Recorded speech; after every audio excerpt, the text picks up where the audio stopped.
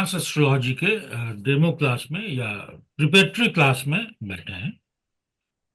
बहुत लोग इसमें इसके प्रीवियस बैच के हैं। बहुत लोग मुझे अधिकांश चेहरे जाने पहचाने लग रहे हैं जो कि मेरे साथ पढ़े हुए हैं या सर से पढ़ रहे हैं। सब लोग म्यूट कर लीजिए, सब लोग म्यूट कर लीजिए प्लीज। बट बीच में डिस्टर्ब हो जाता है। मैं सबके सवालों का जवाब भी दूंगा। हैंड रेज कीजिएगा, एब्रप्ट प्लीज नहीं पूछिएगा। लकी जी आप भी म्यूट कर लीजिए प्लीज।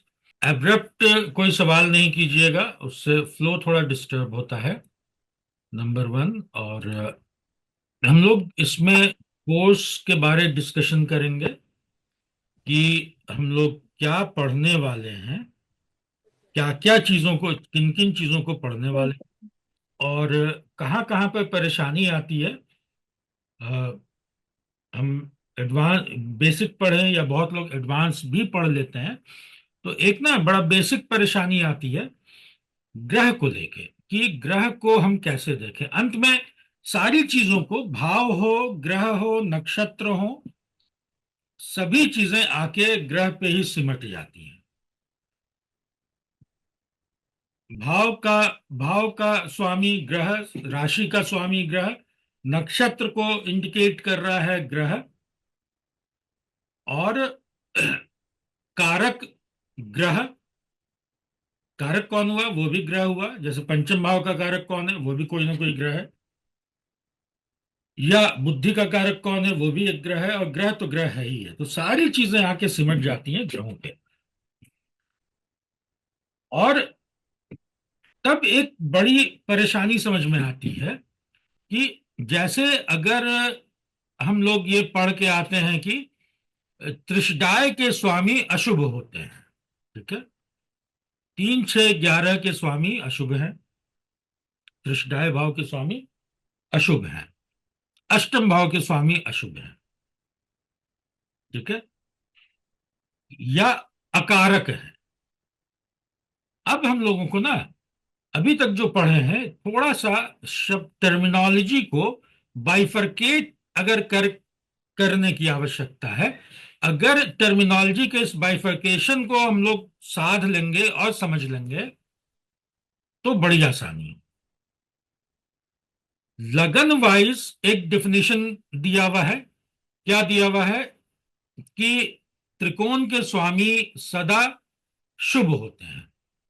तो अब शुभ को भूल जाए, हम लोग समझ लें कि त्रिकोण के स्वामी हमेशा कारक होते हैं। कारक मतलब कि ये हमारे लिए, कुंडली के लिए कुछ करने की, पॉजिटिव करने की इच्छा रखते हैं, इच्छा रखते हैं। त्रिशदाय के स्वामी अकारक हो कहे गए या प्रॉब्लमेटिक कहे गए। इसको कुछ लोगों ने डिवाइड किया है कारक ग्रह, अकारक ग्रह और समग्रह के रूप में।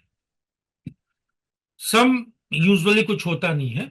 या तो कोई मेरी मदद कर रहा है, या तो ये आदमी मेरी मदद कर रहा है, या ये आदमी मेरी मदद नहीं कर रहा है। मुझे अगर पैसे की जरूरत है, अब इसको सिंपल वे में समझें, मुझे अगर पैसे की जरूरत है और मैं अपने आसपास के 12 लोगों से, 12 घर हैं, 12 लोगों से पैसे मांग रहा हूं।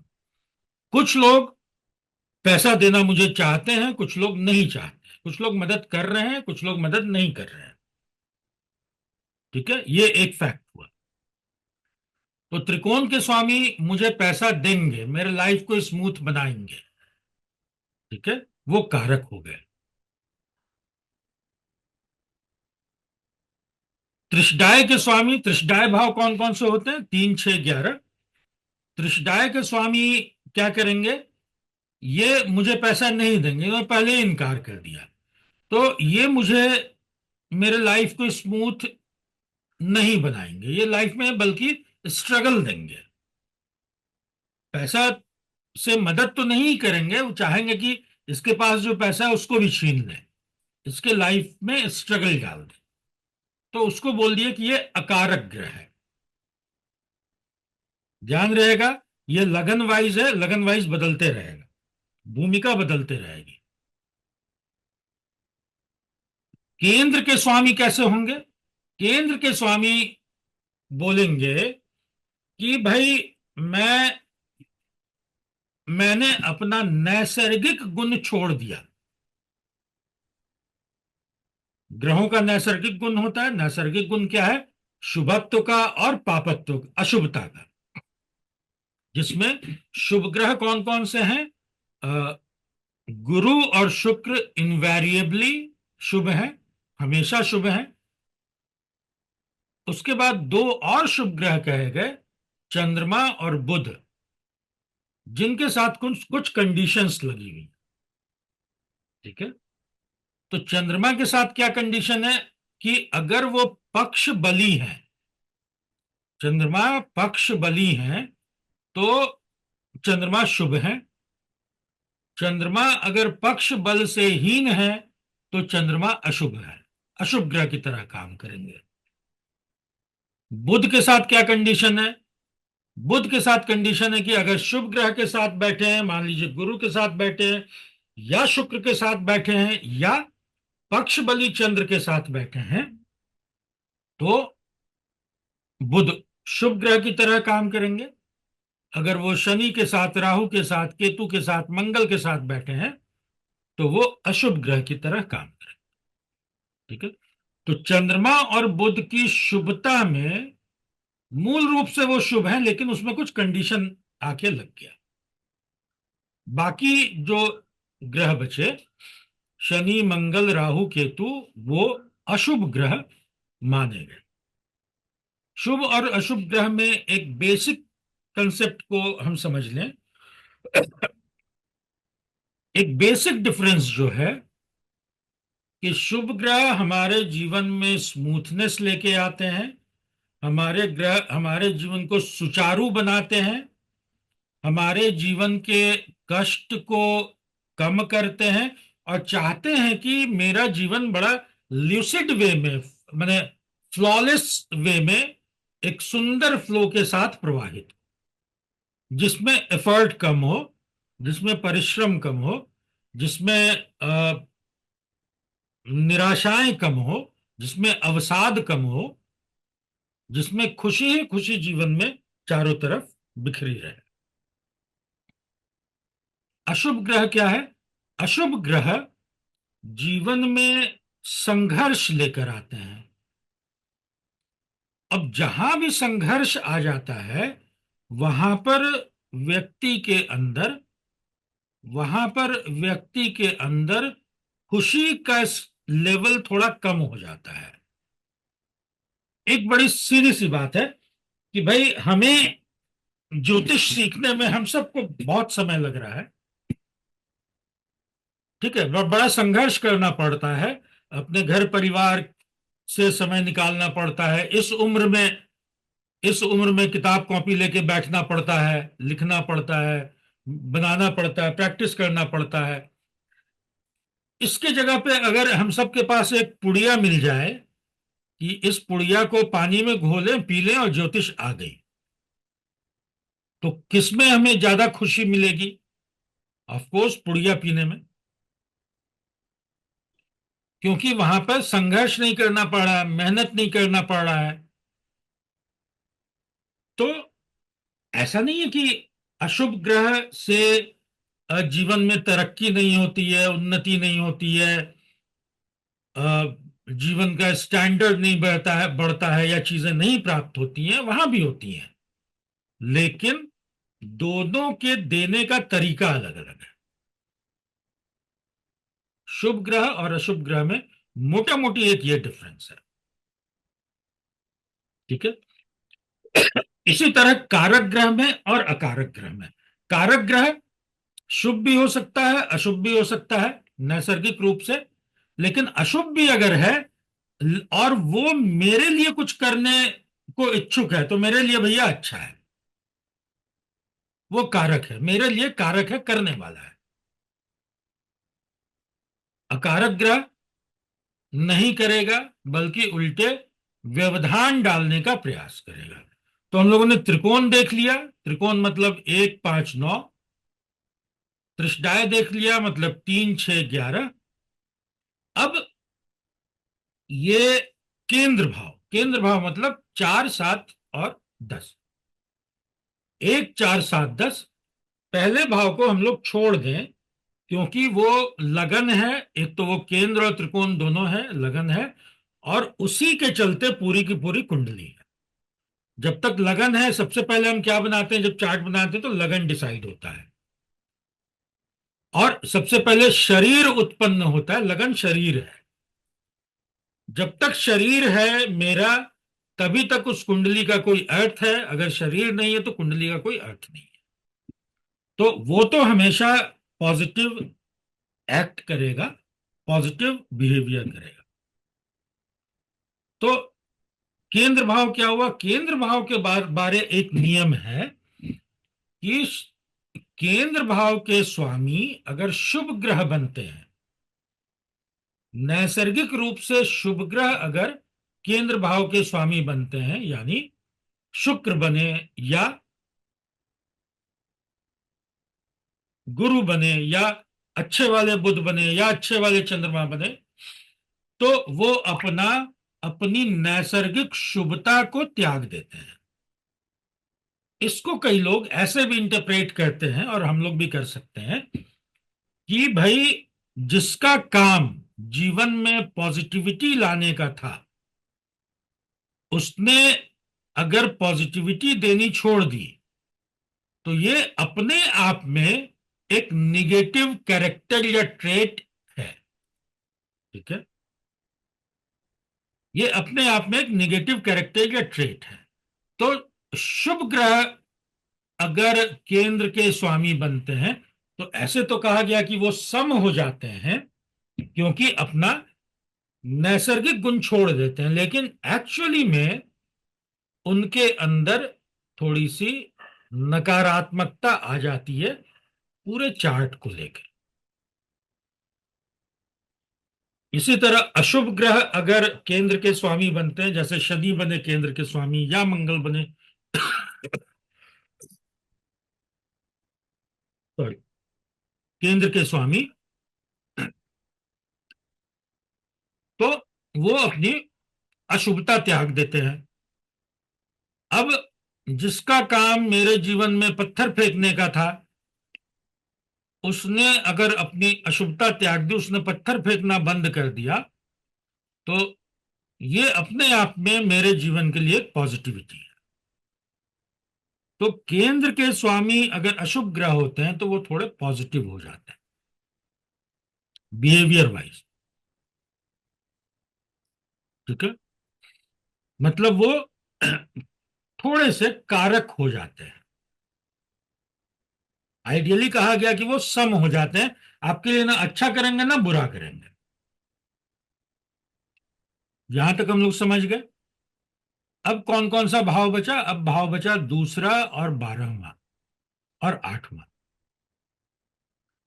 दूसरा भाव और 12वें भाव के स्वामी, दूसरे और 12वें भाव के स्वामी का नेचर सम होता है। वो बोलते हैं कि मैं कुछ नहीं करूंगा, मैं लगन के बगल का भाव हूं, मैं इसको ना पॉजिटिव हूं ना मैं निगेटिव हूं। भाई अब इसको कैसे तय करें? तो अब इनकी दूसरी राशि, इस ग्रह की दूसरी राशि अगर अच्छे भाव में पड़ेगी तो वो क्या होगा? पॉजिटिव बिहेव करेंगे। अगर निगेटिव भाव में पड़ेगी तो वो निगेटिव बिहेव करेंगे। जैसे मेष लगन में, मेष लगन में गुरु को क्या बोला गया कि गुरु योगाकारी ग्रह है या अच्छे ग्रह हैं। अच्छा, योगाकारी एक शब्द आता है या राज योगाकारी एक शब्द आता है। एक्चुअली योगाकारी शब्द है, वो उस ग्रह को बोलते हैं जो एक साथ केंद्र और त्रिकोण दोनों के स्वामी होते हैं। ठीक है, तो इसको नटशेल में याद रखने के लिए, एक तो हर लगन का स्वामी योगाकारी ग्रह होता है, क्योंकि लगन केंद्र भी है और त्रिकोण भी है। ठीक है, नंबर 2, शुक्र के लगन में शुक्र के दोनों लगन में शनि योगाकारी ग्रह हो जाते हैं। वृषभ लगन में आप क्या देखिएगा, शनि क्या हो जाएंगे, 10th और 9th के स्वामी हो जाएंगे, केंद्र और त्रिकोण के स्वामी हो गए। इधर तुला लगन में शनि क्या हो जाएंगे, 4th और 5th के स्वामी हो जाएंगे। तो शुक्र के दोनों लगन में शनि योगाकारी ग्रह होते हैं। शनि के दोनों लगन में शुक्र योगाकारी ग्रह होते हैं। शनि के दोनों लगन में शुक्र योगाकारी ग्रह होते हैं। और सूर्य और चंद्रमा के लगन में, मंगल। सूर्य और चंद्रमा के लगन में मंगल योगाकारी ग्रह। ठीक है। तो शुक्र के दोनों लगन में शनि योगाकारी ग्रह होते हैं और सूर्य चंद्रमा के लगन में मंगल योगाकारी ग्रह होते हैं। ठीक है। अब मेष लगन में मैंने क्या देखा, मेष लगन में देखे कि गुरु की राशि कहां कहां पड़ी है, 9th हाउस में और 12th हाउस में, लेकिन गुरु को शुभ माना गया। मिथुन लगन में शुक्र की राशि कहां कहां पड़ी, 12th हाउस में और 5th हाउस में। मिथुन लगन में शुक्र को अच्छा माना गया। दिक्कत कहां पे आ रही है अब, और आती है कि जैसे तुला लगन हुआ या वृष लगन हुआ, तो वृष लगन में, अच्छा अष्टम भाव एक बच गए, तो अष्टम भाव में, अष्टम भाव तो कुंडली का मोस्ट निगेटिव हाउस माना गया है। अष्टम भाव के स्वामी को कभी भी अच्छा नहीं कहा गया, अष्टम भाव को कभी अच्छा नहीं कहा गया है। अष्टमेश जहां भी जाते हैं वहां पर वो प्रॉब्लम क्रिएट करते हैं। ठीक है, अष्टमेश प्रॉब्लम क्रिएटर है। 6, 8, 12 को ऐसे भी त्रिक भाव कहा गया, त्रिक भाव कहा गया या दुख स्थान कहा गया। ठीक है, ये दुख क्रिएट करने वाले हैं। आप सबको ध्यान होगा तीनों भावों के कारक कौन ग्रह हैं, शनि ग्रह है। ठीक है। और काल पुरुष कुंडली में काल पुरुष कुंडली में वहां पर अष्टम भाव में वृश्चिक राशि पड़ती है, जिसके स्वामी मंगल हैं और कारक शनि है। अष्टम भाव के दोनों कैसे ग्रह हैं, किस गुण के ग्रह हैं, तामसिक ग्रह हैं। कोई सा भी भाव ऐसा नहीं है जिसमें इकट्ठे दो और केवल दो तामसिक ग्रहों का प्रभाव हो। ग्रहों के गुण, ये त्रिगुण जो हैं, शायद सबको याद होगा। सूर्य, चंद्रमा और गुरु सात्विक ग्रह कहे गए हैं। सूर्य, चंद्रमा, गुरु सात्विक ग्रह हैं। शुक्र और बुध राजसिक ग्रह हैं। शनि, मंगल, राहु, केतु तामसिक ग्रह हैं। तो सत्व, रज और तम, इस तीनों का एक बेसिक अंतर हम लोगों को पता है। तामसिक ग्रह, तमस इज अ क्रिएटिव गुण, सॉरी निगेटिव गुण। रजस इज अ क्रिएटिव गुण, रजस इज अ क्रिएटिव गुण। तमस इज अ निगेटिव गुण। और सत्व जो है वो एक पॉजिटिव गुण है। बोलते हैं ये आदमी बड़ा, ये साधु जी, ये व्यक्ति तो बड़ा सात्विक प्रकृति का है। तो अब, तो अष्टम भाव में दो सात, काल पुरुष कुंडली की चर्चा कर रहे हैं। अष्टम भाव में दो सात्विक ग्रहों का, अब एक कैटेगराइजेशन तो हमने ये कर लिया कि ये ग्रह कारक हैं और ये ग्रह अकारक हैं। ठीक है। अब सवाल उठता है कि क्या वृष लगन में, क्या वृष लगन में गुरु, जो कि 11th के लॉर्ड होते हैं और अष्टम के लॉर्ड होते हैं, ठीक है, क्लियर, या तुला लगन में गुरु जो तीसरे के स्वामी होते हैं और छठे के स्वामी होते हैं, मतलब अकारक हो गए। अकारक हो गए मतलब उस कुंडली के लिए, उस व्यक्ति के लिए कुछ करने की इच्छा उनके अंदर नहीं बची, कुछ पॉजिटिव करने की इच्छा उनके अंदर नहीं बची, या करने वाले वो नहीं। उनको उनका रोल ऐसा मिल गया, उनकी भूमिका ऐसी मिल गई। तो क्या अब अब क्या यहां से हम ये इन्फरेंस निकाल सकते हैं कि अ, क्या यहां से हम ये परिणाम निकाल सकते हैं या ये सोच सकते हैं कि तुला लगन और वृष लगन के लोगों के जीवन में गुरु के जो भी गुरु जो जो चीज भी देते हैं, उन चीजों को लेके बड़ा संकट होगा या बहुत कमी होगी? आइडियली तो निकालना चाहिए, क्योंकि वो अकारक ग्रह हैं। अब यहीं पर अब यहीं पर एक दूसरी थ्योरी आती है। अब यहीं पर एक दूसरी थ्योरी आती है, और उस दूसरी थ्योरी को हम लोग चर्चा करेंगे। ये मेरी पर्सनल मीटिंग आईडी है, ये खत्म होने वाली है। इसी से दोबारा कनेक्ट हो जाइए, ठीक है? सर के यहाँ आज कुछ प्रॉब्लम था, आईडी नहीं अरेंज हो पाया। इसी से दोबारा कनेक्ट हो जाइए, फिर हम लोग दूसरी थ्योरी की चर्चा करते हैं और कैसे देखते हैं आगे, इसको समझते हैं। ठीक है, मैं मीटिंग क्लोज कर रहा हूँ। 44 लोग हैं टोटल, तो फटाफट इसी आईडी से दोबारा कनेक्ट हुई। ठीक है, ओके सर। 35 लोग आए हैं, बस 2-3 मिनट और देख लेते हैं।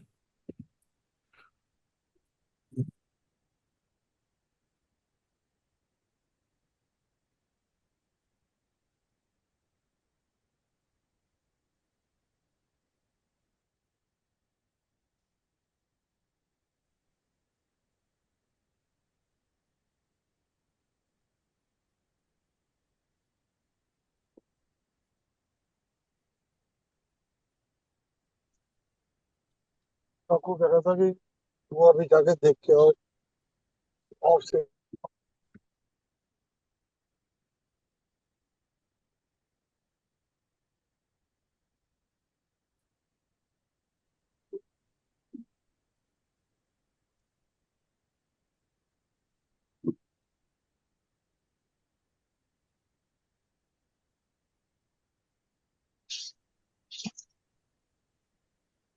हाँ प्रद्युम्न जी, ये रिकॉर्डिंग बाद में मिल जाएगी। ये इसको मैं भेज दूंगा वहां पर, प्रॉपर एडिट हो जाएगा और उसके बाद वहां से आ जाएगा। ठीक है, फिलहाल ये रिकॉर्डिंग मेरे ही पास हो रही है, लेकिन इसको मैं भेज दूंगा, प्रॉपर एडिट होके एक आईडी बन जाएगी।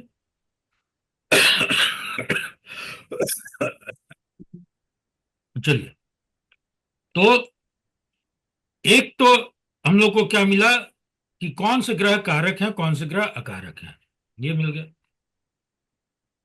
अब ऐसा नहीं, आपको प्रैक्टिकली ऐसा नहीं दिखेगा कि तुला लगन वालों के जीवन में कि इनवेरिएबली संतान को लेके कोई कमी होगी या परेशानी होगी, या धन को लेके या विद्या को लेके या ज्ञान को लेके। ये चीज मैं इसलिए बोल रहा हूं कि ये सब गुरु के कारक है। ये लिस्ट ऑफ ये क्या होता है? वही जो वो तो ऐसा इनवेरिएबली आपको नहीं मिलेगा कि हाँ ऐसा ऐसी परेशानी है ही है। हाँ, वहां अगर परेशानी हो रही होगी, कुछ कुछ और रीजन हो सकता है, वो जो परेशानी है उस पर्टिकुलर भाव को देखना होगा, भावेश को देखना होगा, कारक को देखना होगा। अब यहां यहीं पर एक दूसरा फैक्टर क्या आता है कि ग्रह कितना शुभ या कितना अशुभ है। अब इसको हम लोगों ने अभी क्या नाम दिया कि कारक या अकारक। इस टर्मिनोलॉजी को पकड़ लीजिए तो बहुत कंफ्यूजन दूर हो जाएगा और चीजें बड़ी सहजता सरलता से समझ में आने लगेंगी।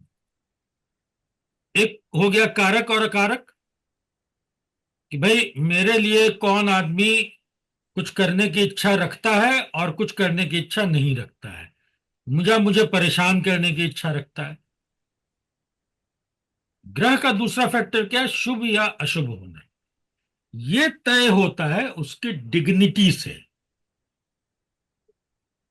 डिग्निटी मतलब हम लोगों ने जो कभी चर्चा की थी बेसिक क्लास में, या ऐसे भी जो लोग मेरे साथ पढ़े हैं, उसमें दो कैटेगरी बनाई गई है। एक शुभ पंचक, शुभ पंचक, और दूसरा अशुभ पंचक। शुभ पंचक में, पंचक मतलब पांच, शुभ पंचक में ग्रहों की पांच स्थितियां हैं। क्या क्या है? पहला है उच्च,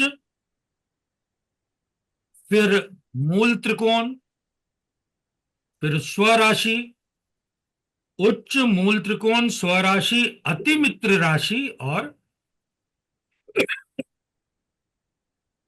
मित्र राशि। यहां पर जो ग्रह की शुभता है वो डिक्रीजिंग ऑर्डर में है। मतलब सबसे ज्यादा शुभ कौन सा ग्रह होगा? जो कि उच्च का होगा। सबसे कम शुभ कौन होगा? जो कि मित्र राशि का होगा। ठीक है, ये हो गया शुभ पंचक, ग्रह की पांच स्थितियां पॉजिटिव वाली। अब निगेटिव वाली ग्रह की निगेटिव वाली पांच स्थितियां, जिसको बोला गया अशुभ पंचक। इसमें क्या है? पहला है सम राशि, पहला है सम राशि,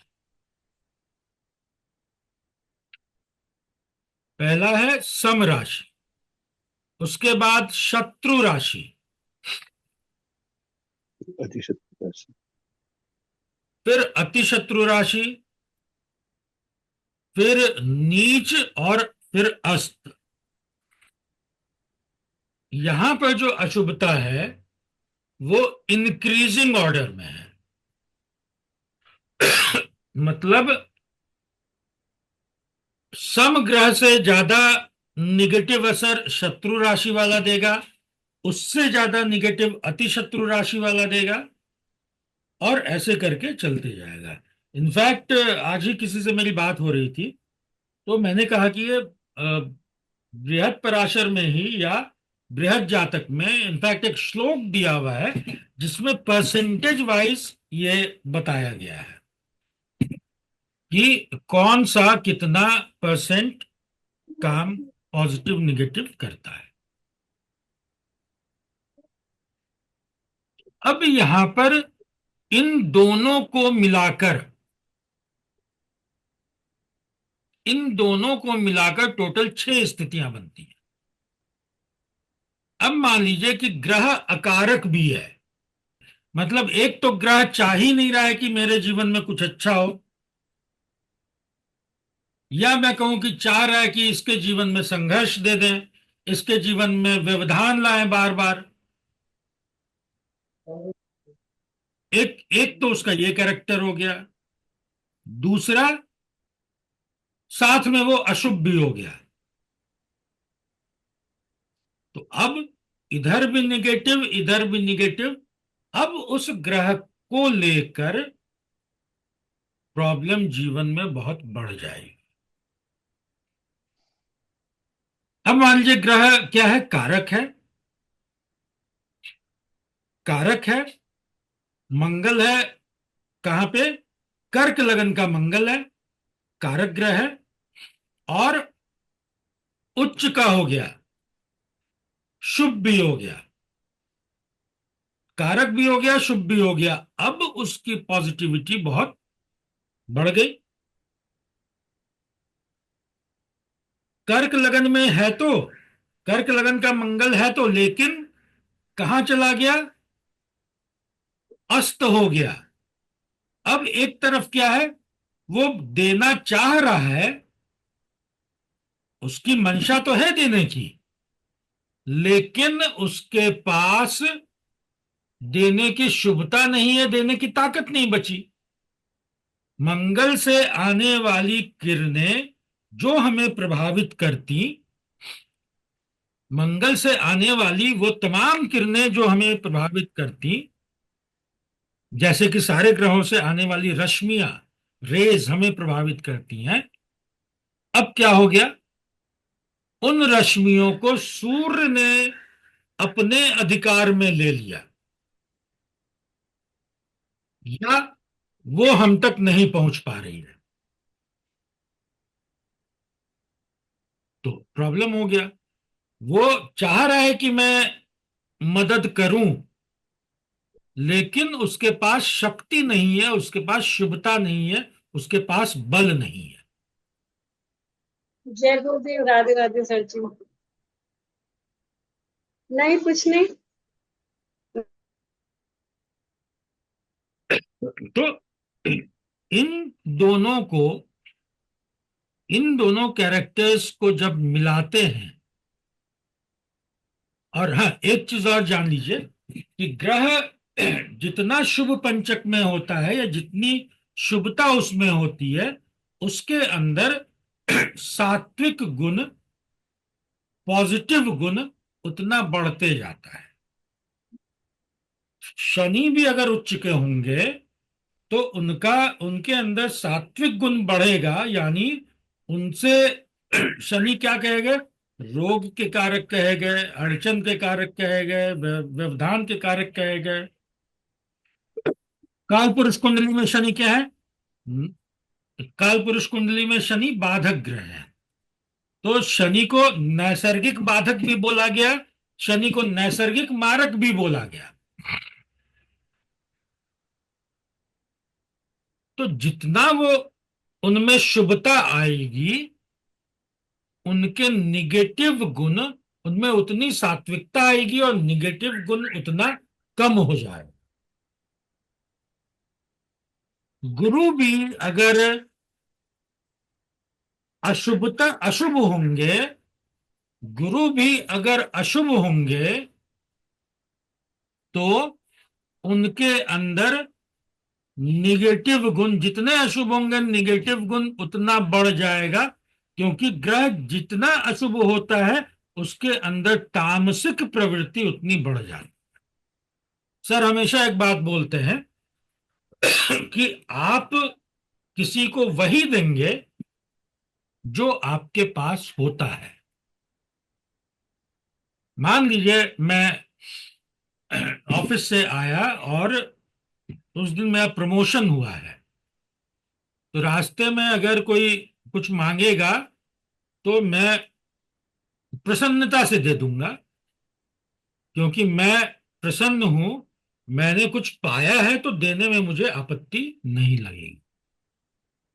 लेकिन अगर मैं डांट सुन के आया हूं, या सस्पेंड होके आया हूं, या मुझे नौकरी से निकाल दिया गया है, उस समय रास्ते में अगर मुझसे कोई मांगेगा तो मैं उसको झिड़की डांट के सिवा और कुछ नहीं दे पाऊंगा, अपने चिड़चिड़ेपन के अलावा और कुछ नहीं दे पाऊंगा।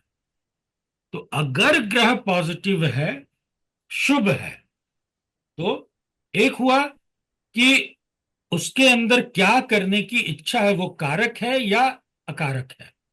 दूसरा हुआ कि उसका नेचर राशि वाइज, डिग्निटी वाइज वो शुभ है या अशुभ है। तीसरा हुआ उसका नैसर्गिक गुण क्या है। नैसर्गिक गुण बताएगा कि काम करने का तरीका क्या है। काम करने का तरीका क्या है, वो नैसर्गिक गुण बताएगा, शुभ वाला या अशुभ वाला। ठीक है। तो जब इन तीनों चीजों को हम लोग मिक्स एंड मैच करते हैं, जब इन तीनों चीजों को हम लोग मिक्स एंड मैच करते हैं, तो ग्रहों के वास्तविक काम करने के तरीके को समझने की समझ विकसित कर पाते हैं। लेक्चर आ रहा है। अब क्या मान हुआ? मान लीजिए उसी तुला लगन में जिसमें कि गुरु अकारक ग्रह है, गुरु उच्च के हो गए, ठीक है, तो बड़ा अच्छा फल देंगे। अब उनके अंदर पॉजिटिविटी आ गई, तो वो जो उनका अकारक होने का जो गुण है या प्रवृत्ति है, उस पर सात्विक प्रवृत्ति ज्यादा भारी हो गई या हावी हो गई।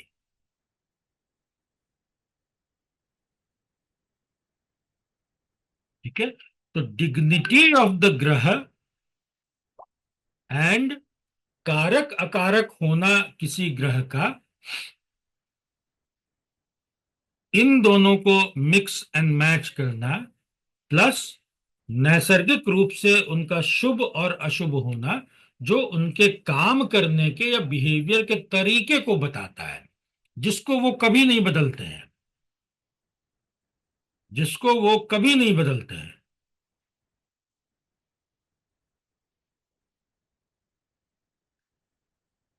इन तीनों को समझकर हम कुंडली में ग्रहों के फलों को समझ पाते हैं।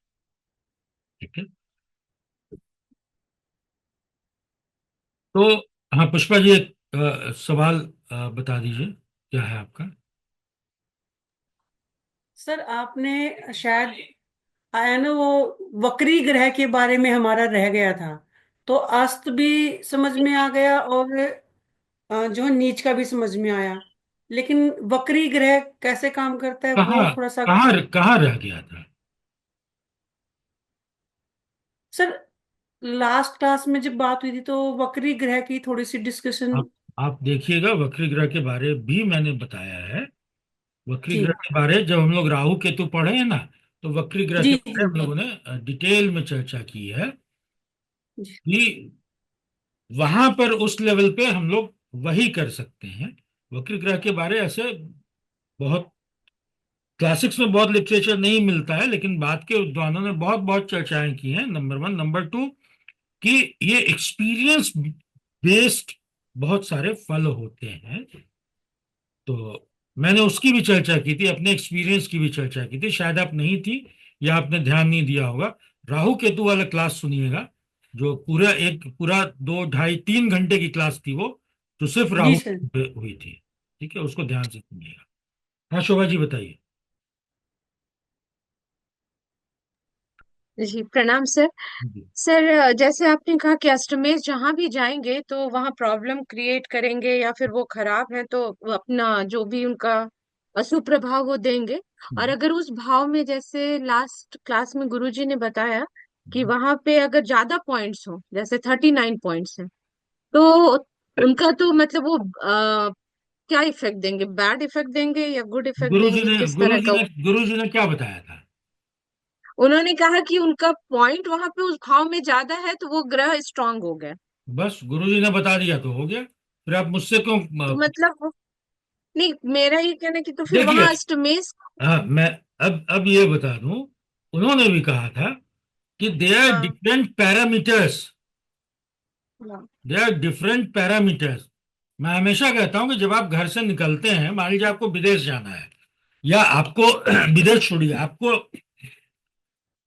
कहीं किसी फंक्शन में जाना है, कहीं आपको भाषण देना है, तो आप निकलते समय कुछ चेकलिस्ट अपने दिमाग में चेक करते हैं। यहाँ मैंने कार की चाबी ले ली, पैसा रख लिया, मैंने भाषण जो देना है वो रख लिया, मैंने इनविटेशन कार्ड रख ली। ठीक है, तो हर चीज के लिए दे आर सर्टेन चेकलिस्ट। तो एक चीज से आप सारे पैमाने को नहीं देख सकते हैं, एक ही चीज से आप स- सब चीज को नहीं देख सकते हैं। उसको बल तो मिला अष्टमेश को। अब अष्टमेश अब अष्टमेश या कोई भी ग्रह अगर उसका डिस्पोजिटर बलवान होता है, तो जान लीजिए वो अच्छा परफॉर्म करता है। ठीक है, इसको भी दिमाग में रखिए, इसको भी दिमाग में रखिए। यस। अब वो जिस जिस चार्ट को दिखाया गया था लास्ट क्लास में, ठीक है, उसमें 18 बिंदु है पंचम भाव में, ठीक है, और जिसका चार्ट है वो आदमी प्रवचन देता है, बहुत अच्छा प्रवचन देता है, ज्योतिष भी बहुत अच्छा सिखाता है, ठीक है, उसको उसके शिष्य भी बहुत अच्छे हैं, उसको तारीफ भी बहुत मिलती है, उसको संतान भी है, उसको पुरुष संतान भी है। अब बताइए, उसका प्रेम विवाह भी हुआ। तो गुरु गुरु पंचम के स्वामी शुक्र, सप्तम के स्वामी गुरु, दोनों साथ बैठे हुए हैं पंचम भाव में, प्रेम विवाह कराया, 18 बिंदु है।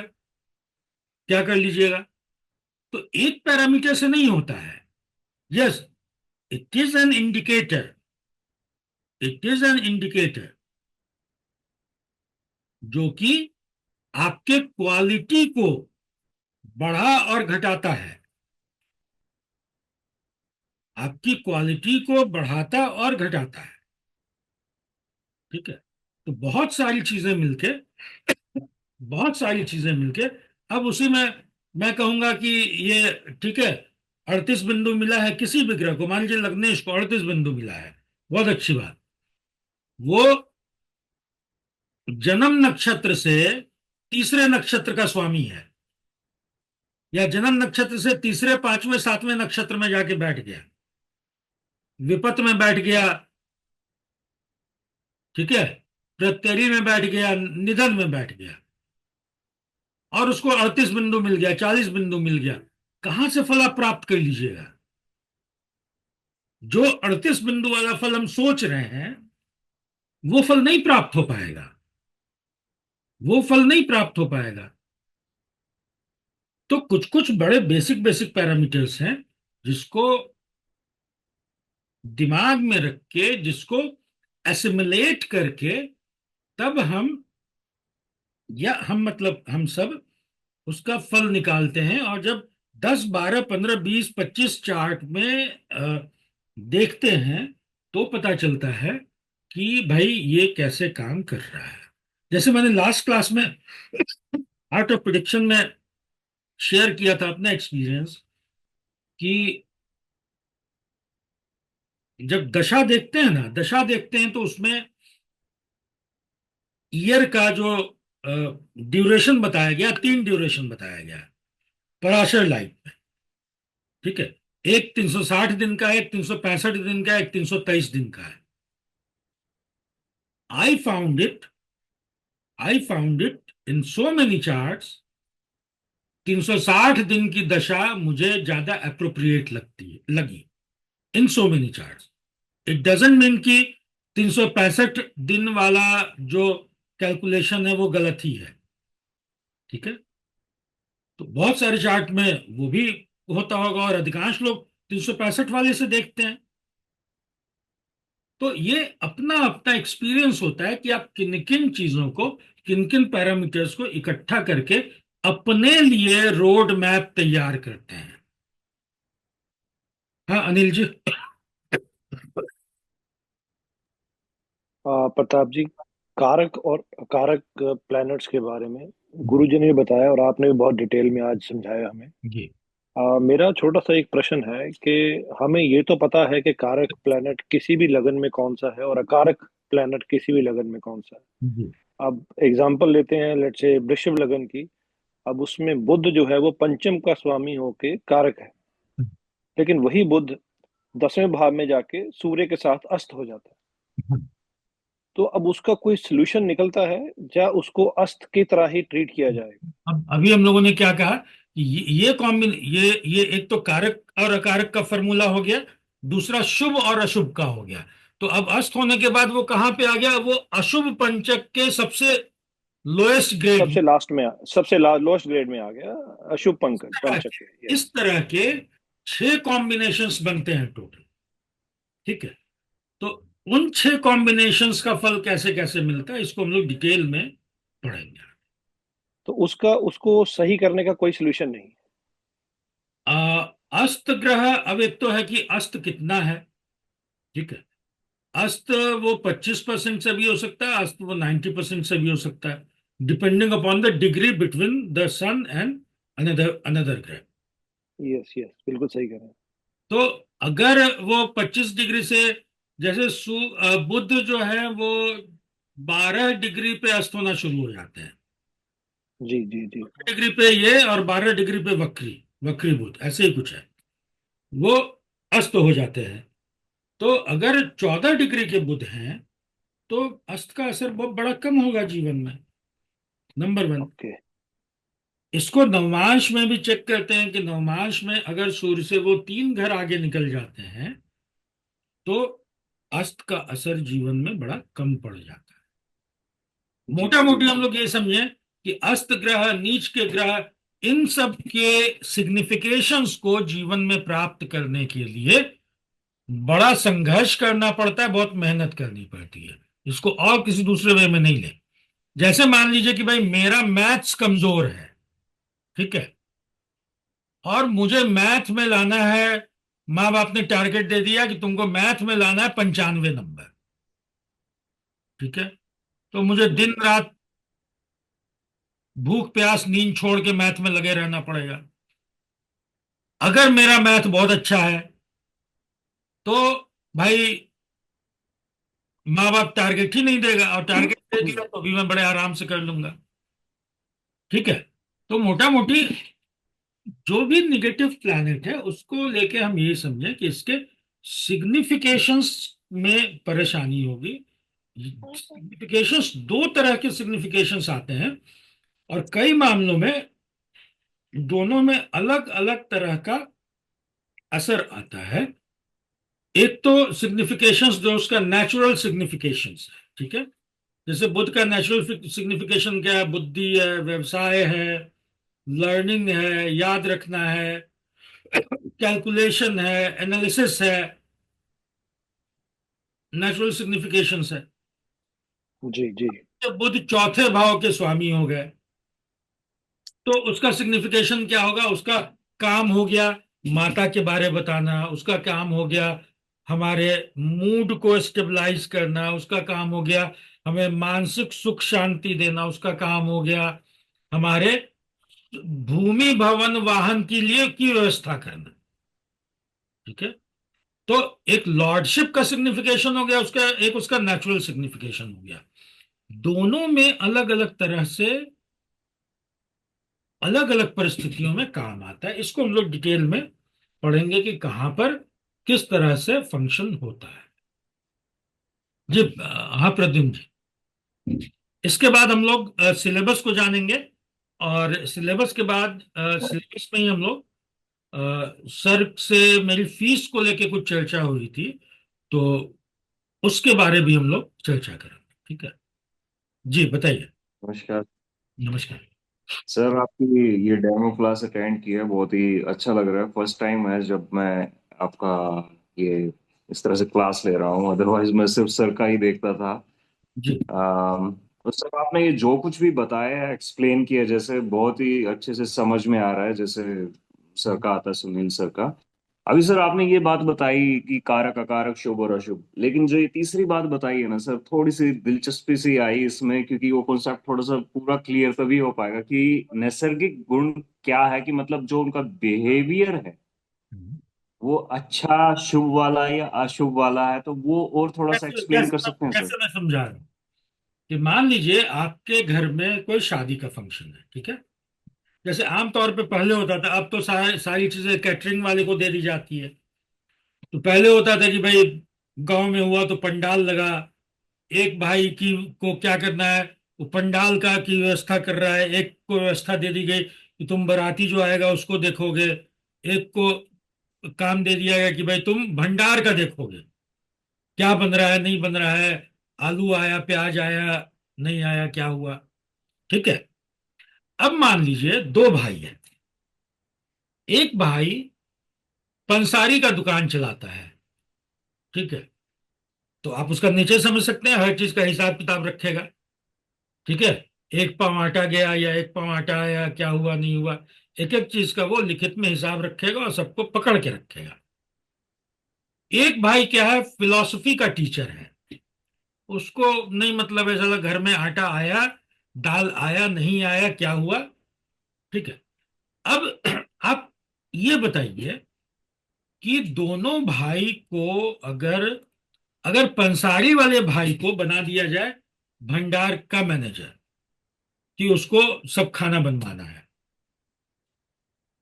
एक कंडीशन। सेकंड कंडीशन कि जो फिलोसोफर है उसको दे दिया गया ये वाली जिम्मेदारी, तो क्या दोनों सेम तरीके से बिहेव करेगा? नहीं, एक तो एकदम अलग देख, अलग।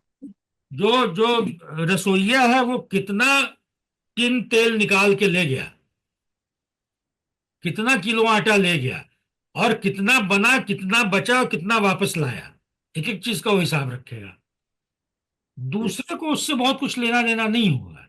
हाँ, वो ये जरूर देख लेगा कि भाई जो भी बन रहा है अच्छे से बन जाए, अच्छे से बन जाए, अच्छा। स्वाद अच्छा हो, अच्छे से बने, और कहीं बटने में कोई परेशानी नहीं हो, अव्यवस्था नहीं पहले। तो ये ठीक क्या है। है, दोनों का बेसिक नेचर चूंकि डिफरेंट है, तो ठीक। ये जो बेसिक नेचर है ना शुभ ग्रह और अशुभ ग्रह का, ये बेसिक नेचर उनके, अगर वो कारक भी हैं, अगर वो शुभ भी हैं, तो भी वो उनमें परिलक्षित होगा। अब इसको दूसरे तरीके से समझिए कि शनि ग्रह किस चीज के कारक कहे गए? रोग के, दुख के, समस्या के, मृत्यु के।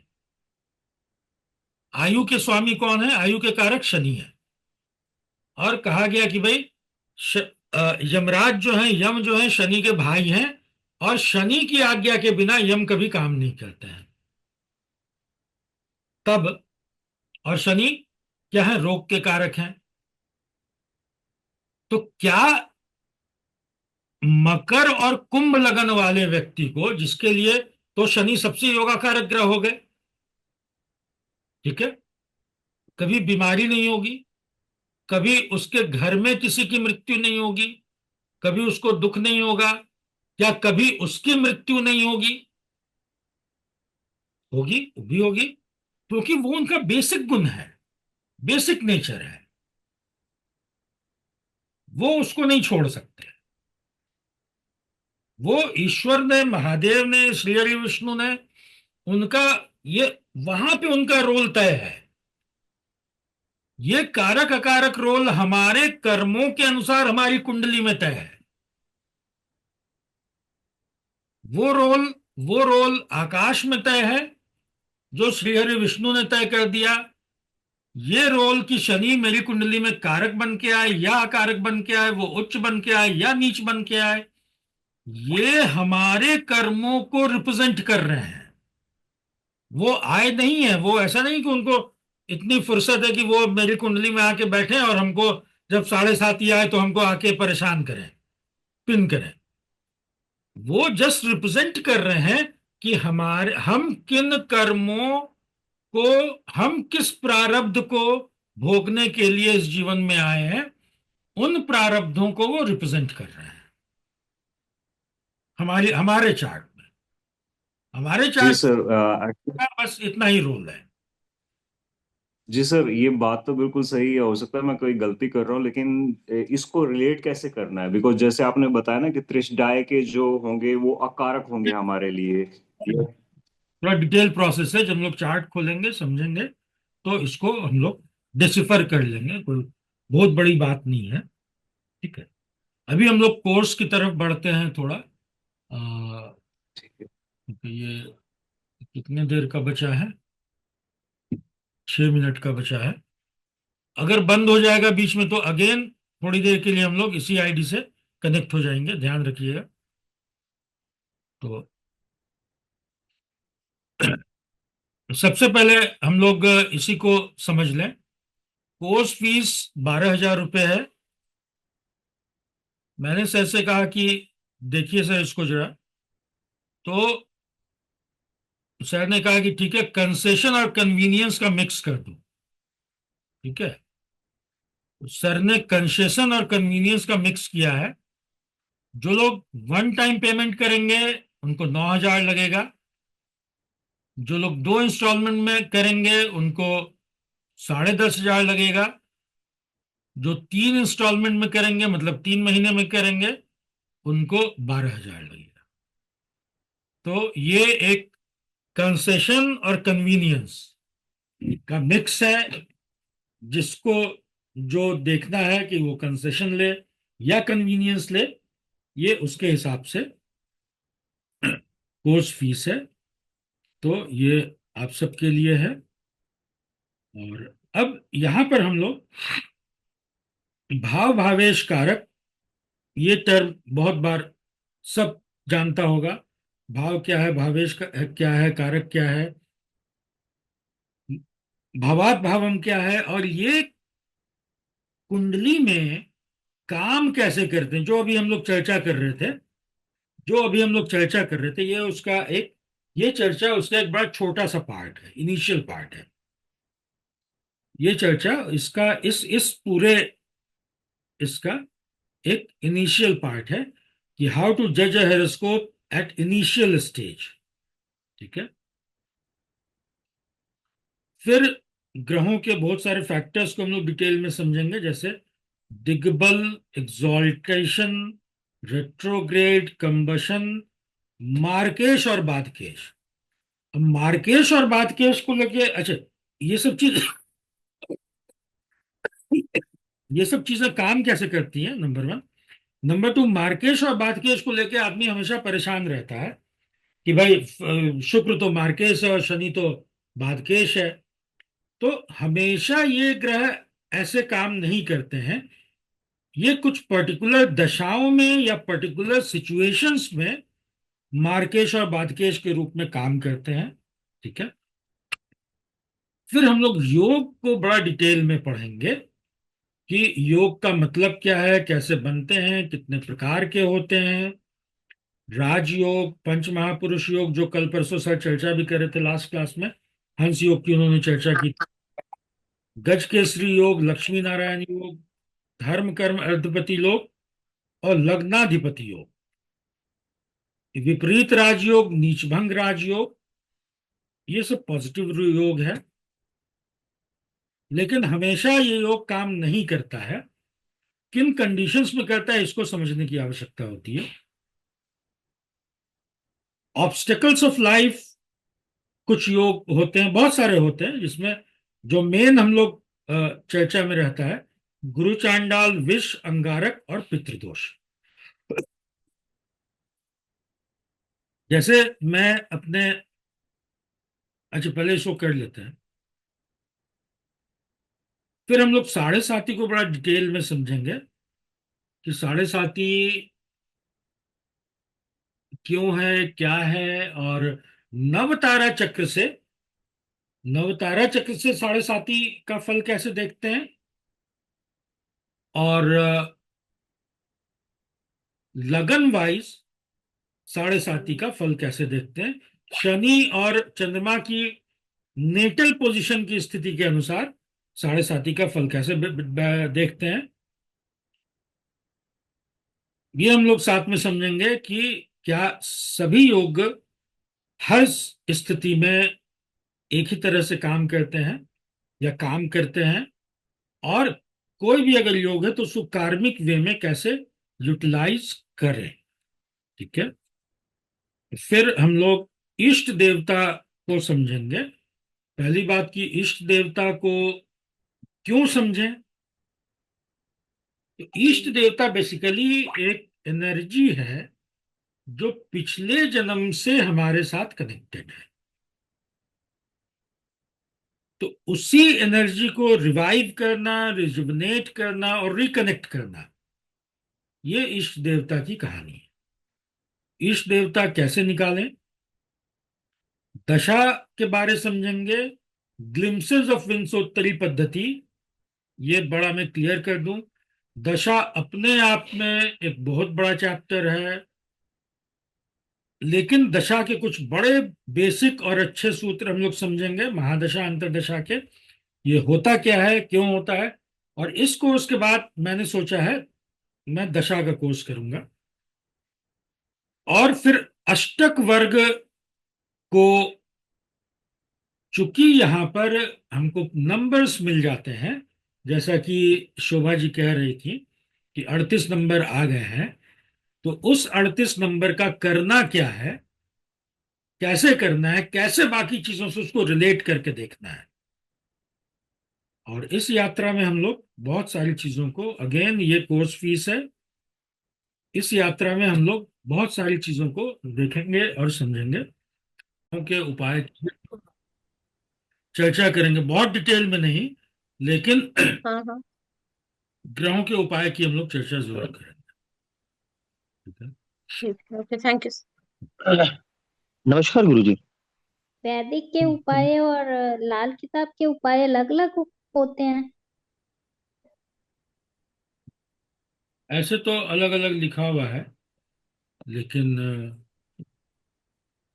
इसको मिक्स एंड मैच करके भी किया जाता है, और अधिकांश लोग मिक्स एंड मैच करके करते हैं और करना चाहिए। अधिकांश लोग मिक्स एंड मैच करके करते हैं और करना चाहिए। नमस्कार गुरुजी। नमस्कार हेमंत। गुरुजी, जैसे ये एक प्रश्न था मेरा इसी से रिलेटेड कि आपने बहुत ही अच्छा बताया ये। जैसे ये अपन कोई भी नेचुरल सिग्निफिकेशन बताया था आपने, सिग्निफिकेंस बताया था नेगेटिव प्लैनेट का, तो जी। उसमें जो है वो एक तो प्लैनेट का नेचुरल सिग्निफिकेंस होता है, और एक लॉर्डशिप के रूप में जैसे कैसे अपन पता करते हैं। जैसे उदाहरण के रूप में जैसे बुध है, मैंने वो जिस भाव का स्वामी है, अगर जिस भाव, जैसे प्रतिभाव का तो तो उस उसमें कैसे सिग्निफिकेशन देखेंगे?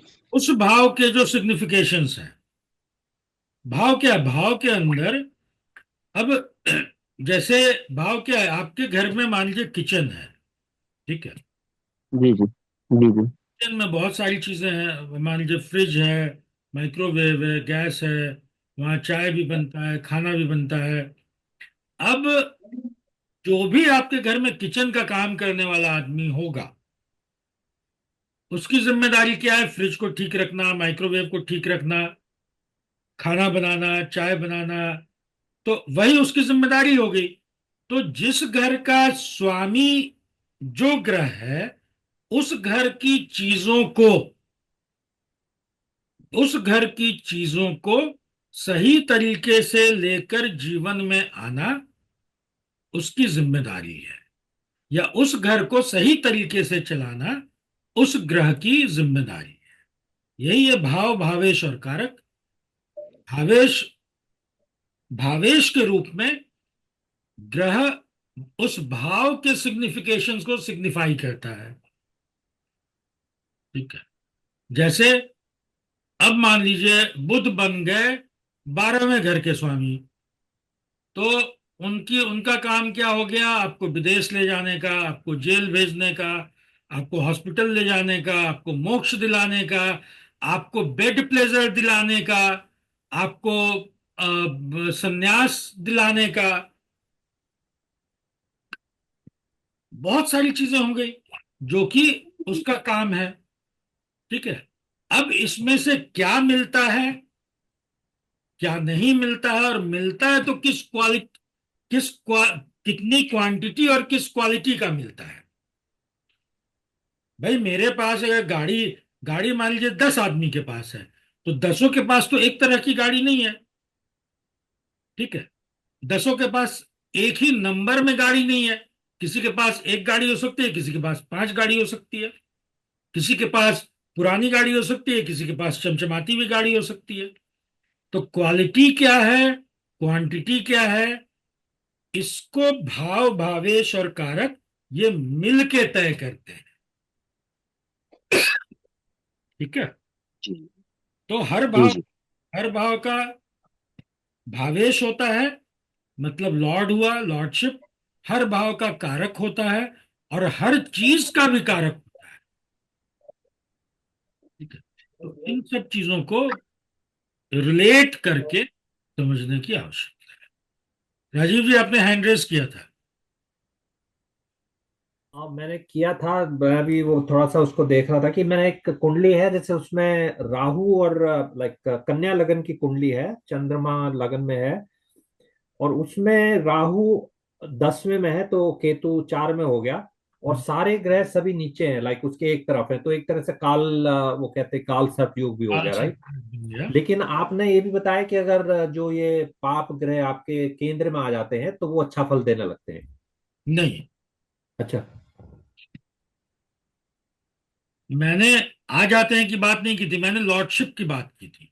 अच्छा हाँ, लॉर्डशिप की बात। इन लोगों ने अभी कारक और अकारक जो समझा है हाँ हाँ। वो केवल लॉर्डशिप के अनुसार समझा है, ध्यान रखिएगा। अच्छा। उसके बैठने का यहाँ पे कोई जिक्र नहीं है, ओके। ये केवल लॉर्डशिप के अनुसार है। तो अब इससे और क्या फायदा है कि जैसे आपके पास कोई आया, बोला कि भाई मेरा मेष लगन है, ठीक है, हम्म। और मेरी बुध की दशा चल रही है, ठीक है, मेष लगन है, बुध की दशा चल रही है। अब अगर आपको ये नहीं भी पता है कि उसकी पोजिशनिंग्स क्या है या बुध की क्या पोजिशनिंग है, स्टिल आप एक मोटा मोटी आइडिया लगा सकते हैं कि इसके जीवन में अभी टफ टाइम चल रहा होगा, क्योंकि ये किस हाउसेस की दशा चल रही है, third and sixth, hmm. Third and sixth की दशा चल रही है। हाँ, उसको जब हम फाइन ट्यून करने जाएंगे तो हमको फिर बहुत सारी चीजें वहां पे देखनी, सुननी, समझनी पड़ेगी। ठीक है। Thank you. Thank you. तो और अगर किसी का कोई सवाल है तो बताइए। सर एक निवेदन था कि जैसे ये परासर लाइट का एक हमको सॉफ्टवेयर चाहिए सर। जी आपने कहा था कि सर अगर किसी को चाहिए तो मुझसे कह सकते हैं। जी जी जी। तो अगर आप दया कर देंगे तो मिल जाएगा मुझे साहब। आप मुझे मैसेज कर दीजिएगा, मैं आपको एक जी। पर्सन का नंबर दे दूंगा, आप उनसे बात। अच्छा, दूसरी सर एक ये क्या इससे थोड़ा हम लोगों को पढ़ने में इसका लाभ मिलेगा और सहायता मिलेगी सर? देखिए, इससे मुझे तो लाभ मिलता है, मैं ये इस्तेमाल करता हूँ, नंबर वन। नंबर टू, कि ऐसा नहीं है कि बाकी सॉफ्टवेयर नहीं है, एक बहुत अच्छा सॉफ्टवेयर है, होरा, पराशर होरा, हम्म, ये नहीं क्या है, जगन्नाथ होरा, हम्म, ठीक है, जगन्नाथ होरा is a very very good software. ये दिख रहा है आप लोग को, जी। ये फ्री सॉफ्टवेयर है। ये एक है doctor PV N Narasimha Rao, वो सिएटल में रहते हैं, बहुत बड़े सॉफ्टवेयर इंजीनियर हैं, डॉक्टर संजय रथ के शिष्य हैं, और उन्होंने इस सॉफ्टवेयर को बना के डॉक्टर संजय रथ को गुरु दक्षिणा के रूप में दी है, और डॉक्टर संजय रथ ने कहा कि इसको फ्री कर दो सबके लिए। ये बड़ा रिसर्च ओरिएंटेड सॉफ्टवेयर है, और थोड़ा सा नेविगेट करने में इसमें प्रॉब्लम आता है, प्रॉब्लम नहीं, मतलब उसके लिए आपको प्रयास करना पड़ता है, ठीक है। रिसर्च के लिए बहुत अच्छा सॉफ्टवेयर है। पराशर लाइट मुझे बहुत यूजर टू फ्रेंडली लगता है, मैं उसको इस्तेमाल करता हूँ, और मैं यहाँ पे किसी भी सॉफ्टवेयर को ना प्रमोट कर रहा हूँ ना डिमोट कर रहा हूँ, ठीक है। तो मैं तीन सॉफ्टवेयर मैंने रखा है, एक ये रखा है, एक जगन्नाथ हो रहा, और एक मेरे पास केपी का केपी स्टार वन है, ठीक है। तो उससे भी बहुत सारी चीजें देखने समझने में मुझे मदद भी मिलती है, थोड़ा केपी मैं सीखने का प्रयास भी करता हूँ, तो इसलिए इसके फीचर्स में अगर आप जाइएगा तो बहुत सारा चीज है इसमें, आपको पढ़ने के लिए भी बहुत सारी चीजें हैं, जितना क्लासिक्स है ना, मैं अगर दिखाऊं तो कहाँ गया,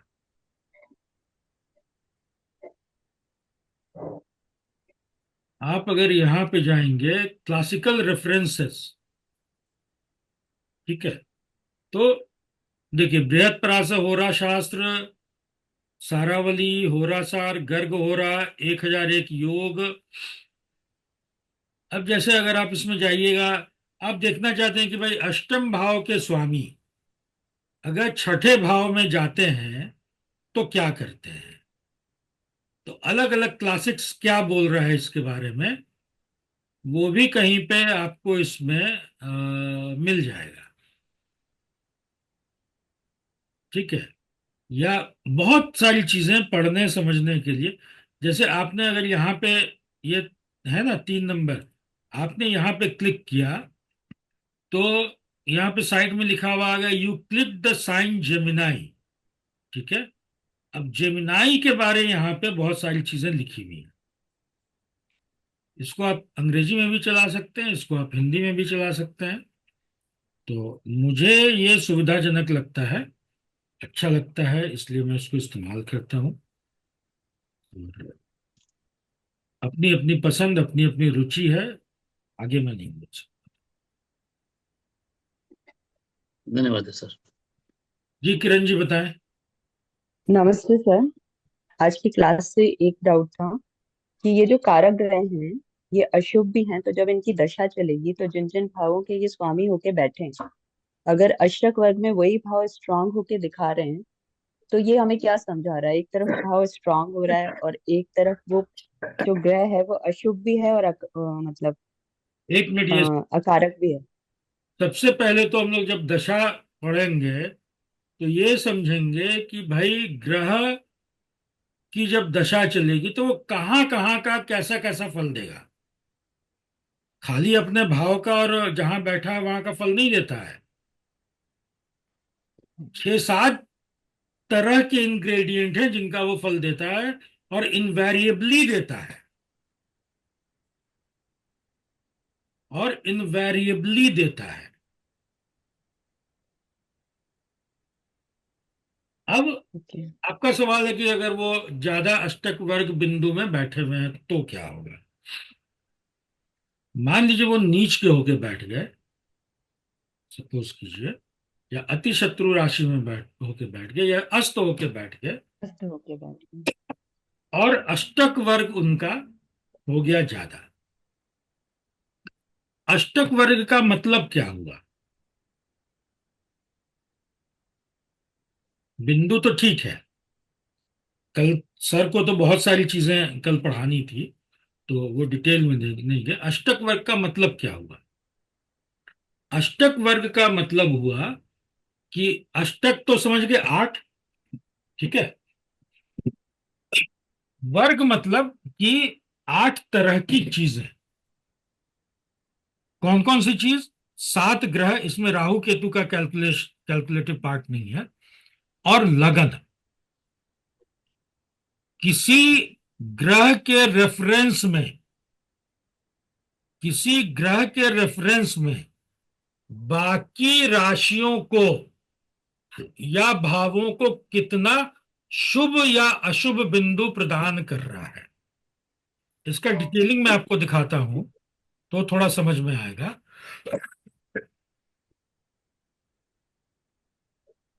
ये कैलकुलेशन में हम लोग गए, अष्टक वर्ग के पहले जो बनता है उसको बोलते हैं भिन्नाष्टक वर्ग। अब ये देखिए, सन का चार्ट है, सन के रेफरेंस में, सन के रेफरेंस में, ठीक है, शनि से लेके लगन तक, राइट, शनि से लेके लगन तक किस भाव, किस राशि को, ये राशि साइन है, कितना बिंदु दे रहे हैं, शुभ या अशुभ। तो ये शनि इसको 1 बिंदु दे रहे हैं, किसको? कुंभ राशि को। मीन को 1 बिंदु दे रहे हैं,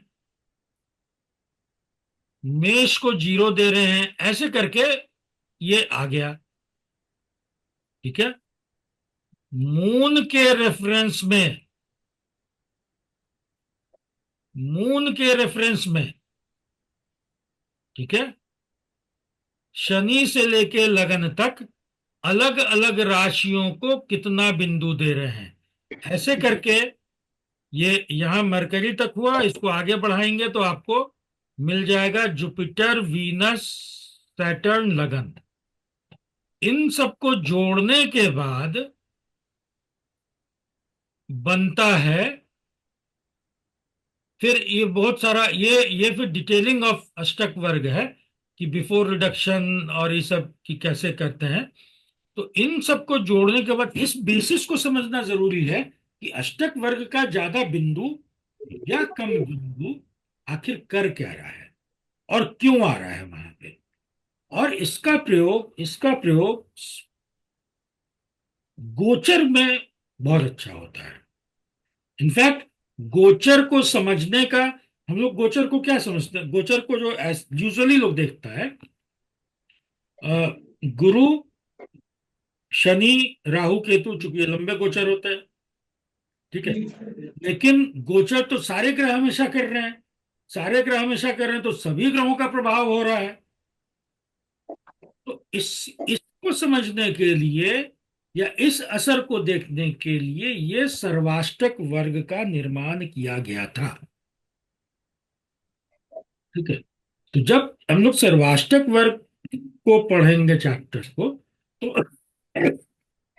तो वहां पर समझेंगे कि भाई ये कहानी क्या है, असल में ये कहानी क्या है।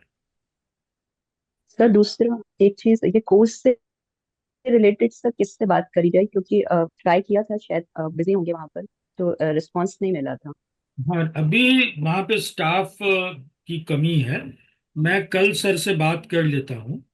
अच्छा, ये कोर्स ओके 2 दिन होगा वीक में, ठीक है। वो मैं लिखना भूल गया, वीक में 2 दिन होगा, शुक्रवार और शनिवार रात के 8 बजे।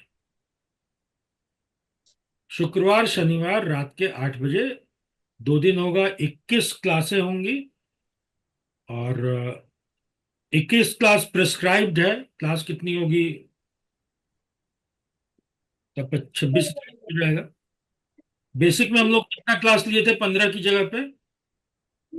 21-22 हो 22। गया था, 22 हो गया। 22 क्लास हो गई थी। खैर, तो 21 क्लास प्रिस्क्राइब्ड है, शुक्रवार शनिवार रात 8 बजे ये क्लास होगी। कल सर से मैं बात कर लेता हूँ। ठीक है कि- तो सर उसके बाद फिर कॉल कर लें उस नंबर पे, अगर कुछ मैं कॉल डिस्कशन करना होगा। सर से मैं एक बार बात कर लेता हूँ, अभी सर कहीं गए हुए हैं बाहर किसी फंक्शन में। Okay sir. वाइज आप मुझे कॉल करके जो फॉर्मेलिटी आप मुझे भी बता दे सकते ठीक है सर, मैं आपसे टच में हूँ। हैं। Thank you sir, thank you so much. हाँ नीलम जी, कब से स्टार्ट है कोर्स, कब स्टार्ट है ये? कोर्स हम लोग प्रयास करेंगे अगले शुक्रवार से शुरू कर देने का। अदरवाइज हाँ, अगले शुक्रवार से शुरू कर। और किन्हीं का कोई सवाल? ठीक है, तो हम और लोग एक अभी अभी आपने एक ये केपी केपी के बारे में बताया कि आप केपी यूज करते हो, लाइक वो जो सॉफ्टवेयर है। हाँ तो केपी में मैंने देखा है कि वो उसके प्लानिटरी पोजीशन तो चेंज हो जाती है काफी। हाँ, तो वो उसके बारे में आप, भाव भाव चलित बनाते हैं ना, तो उसमें चेंज हो जाता है। वो एक्यूरेट लगती है आपको? लाइक जस्ट एक क्वेश्चन है कि तो मैंने लाल कुंडली लाल किताब में लगाई थी, तो it works better looks like. कि केपी में बहुत ज्यादा मैंने सीखा भी नहीं है। और मैं उसमें से ना कुछ सर्टेन चीज उठाता हूँ। अच्छा। मैं उसमें से जो दशा चल रही है वो प्लैनेट क्या क्या सिग्निफाई कर रहा है, उन हाउसेस को मैं उठा लेता हूँ और उसको मैं यहाँ पे मिक्स एंड मैच कर लेता हूँ, ठीक है। पर उसमें प्लानिटरी पोजीशन चेंज क्यों होती है? लाइक वो कैलकुलेशन वैदिक से डिफरेंट आती है, लाइक वो एक्यूरेट है क्या है? लाइक समझ में नहीं आया मुझको। प्लैनेट का पोजीशन चेंज करा देता हूँ, लीजिए कहाँ है हाँ।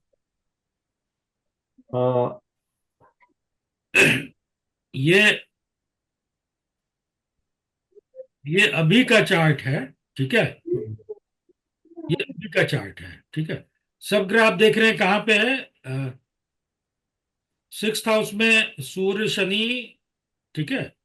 अब मैं अगर इसको इसका मैं बना दूं श्रीपति भाव चलित। जगह बदला ग्रहों का। शनि शनि आ गया, शनि। मंगल यहां से यहां चले गए। हाँ। ठीक है। अब मैं इक्वल भाव इक्वल ले लूंगा, तब भी ये यहीं पे है। तब भी यही है। अगर मैं इसको अगेन मैं वापस आ गया, साइन में आ गए, तो अब देखिए मंगल यहाँ आ गए, शनि यहाँ आ गए। तो इसके पीछे ना थोड़ा मैथमेटिकल रीजन है। और नंबर वन, नंबर टू, कि इसमें दो कंसेप्ट पराशर ऋषि ने बताया है। एक तो इक्वल भाव को वो कहते हैं कि हर भाव 30 डिग्री का है। ठीक है। एक होता है अनइक्वल हाउस सिस्टम, जो कि जिसको प्लासिडस सिस्टम भी बोलते हैं और जो केपी में अप्लाई किया जाता है। ठीक है। तो उसमें हर भाव 30 डिग्री का नहीं होता है। कई बार दो भाव में आपको एक ही राशि भी दिख जाएगी, मतलब वो भाव बड़ा हो गया। ठीक है। तो दोनों के तरह के चीजों को इंटरप्रेट करने के फिर अपने अपने तरीके हैं। आचार्य श्रीपति एक थे, उन्होंने अनइक्वल भाव सिस्टम को सबसे पहले शुरू किया, या सबसे पहले तो नहीं, उन्होंने उसको प्रमोट किया निकाल के। इक्वल भाव सिस्टम में लगन की जो डिग्री है वो सबसे, इक्वल भाव सिस्टम में लगन की डिग्री सबसे इंपॉर्टेंट है, और अनइक्वल भाव सिस्टम में सबसे पहले 10th हाउस की डिग्री निकाली जाती है। ओके। ठीक है। मीडियन कोलोन उसको बोलते हैं, एमसी बोलते हैं, वो निकाला जाता है। फिर लगन की डिग्री और 10th हाउस की डिग्री के आधार पर सारा सब भाव का की डिग्री तय की जाती है। यहां पर क्या है, यहां पर मैं जो इस्तेमाल करता हूं, ये देखिए, अगर आपको दिख रहा होगा तो, सॉरी, पहला भाव असेंडेंट कितना है, 4 डिग्री 25 मिनट का। ठीक है। पहला भाव यहां पे कितना लिखे हुए, 4 डिग्री वर्गो 25 मिनट। ठीक है। दिखा आप लोगों को। दूसरा भाव 4 डिग्री लिब्रा 25 मिनट। इसमें 30-30 डिग्री जोड़ते जाइए, अगला अगला भाव बनते जा रहा है। बट अनइक्वल भाव सिस्टम में ये चीज नहीं होती। तो उसके लिए थोड़ा सा astronomy plus astrology, astronomical part, mathematical part समझने की आवश्यकता होती है। तो जो मुझे भी बहुत समझ में नहीं आता है, टू बी वेरी फ्रैंक, लेकिन मैं उसका क्रक्स ले लेता हूँ। मैथमेटिकल कैलकुलेशन और इन सब चीजों का मैं क्रक्स लेके निकाल लेता हूँ कि भाई उसका फलित में उसकी क्या उपयोगिता है। मेन तो फलित ही है, तो उसमें ही देखना बेसिकली। अगर हम जैसे अभी हम लोगों ने देखा कि मंगल कहाँ गए, मंगल 10th हाउस से 11th हाउस में भी चले गए जब हमने अनइक्वल भाव बनाया। तो अगर मुझे मंगल की दिशा चल रही है और मुझे मंगल के रिजल्ट 10th हाउस वाले नहीं दिख रहे हैं, या 10th हाउस के साथ साथ 11th हाउस वाले भी दिख रहे हैं, ठीक है, तो मैं बनाऊंगा अनइक्वल हाउस सिस्टम। मैं ये तो पता करूंगा ना भाई कि 11th हाउस के क्यों मुझे रिजल्ट दिख रहे हैं। तो मैं अनइक्वल हाउस बनाऊंगा और मैं समझूंगा कि भाई मंगल 11th हाउस में चले गए हैं भाव चलित में, तो इसका भी कुछ ना कुछ असर वो आगे आकर दे रहा है। अगेन ये प्रैक्टिस एंड एक्सपीरियंस की चीज है। वैदिक में भी तो कहा गया है कि जो है ग्रह अपने आगे पीछे के एक भाव के रिजल्ट दे सकता है, लाइक उसमें भी एक कॉन्सेप्ट है, ऐसा आपने सर बताया था। बहुत सारी चीजें हैं। तो वो इफेक्टिव तो है ही। शुभ करतरी या पाप करतरी की बात करते हैं। हाँ। हाँ। मान लीजिए चौथे भाव के पीछे राहु है और आगे शनि है। दूसरे तीसरे भाव में शनि और चौथे पांचवें भाव में राहु। तो हम क्या बोले कि ये पाप कर्तरी में है, पाप ग्रह के बीच हेम हो गया, फंस गया। मतलब इसका मतलब कि शनि तीसरे भाव में होते हुए चौथे भाव पर असर दे रहा है, और राहु पांचवें भाव में होते हुए चौथे भाव पर असर दे रहा है। तभी तो हम पाप कर्तरी और शुभ कर्तरी की चर्चा कर रहे हैं। अगर नहीं कर दे रहा होता तो इसकी हम चर्चा ही नहीं करते। इसमें हम टाइम रेक्टिफिकेशन और कुंडली का प्रश्न कुंडली को भी कुछ उसमें लेंगे हम? नहीं, बिल्कुल नहीं लेंगे मैम, बिल्कुल नहीं लेंगे। प्रश्ना कुंडली, प्रश्ना चार्ट बिल्कुल एक अलग कहानी है। प्रश्ना चार्ट में जब आप बीमार का देखेंगे तो आप देखेंगे कि भाई चौथा भाव किसको बता रहा है, रोगी को बता रहा है, डॉक्टर को बता रहा है, इलाज, रोगी को जो इलाज मिल रहा है उसको बता रहा है। एकदम वहां कहानी ही बदल जाती है। ठीक है, तो अब आप प्रश्ना चार्ट को नहीं लेंगे और बर्थ टाइम रेक्टिफिकेशन को भी नहीं लेंगे। हम लोग आज की कक्षा यहीं पे समाप्त करते हैं। जो लोग भी इंटरेस्टेड होइएगा ऑफिस बात कर लीजिएगा, अगर नहीं उठाते हैं तो या तो सर से बात कर लीजिए या मुझसे बात कर सकते हैं। आप सबका बहुत बहुत धन्यवाद, बहुत बहुत नमस्कार, प्रणाम। प्रणाम जी। प्रणाम सर। Thank you sir. प्रणाम गुरु जी। प्रणाम प्रणाम। Thank you sir.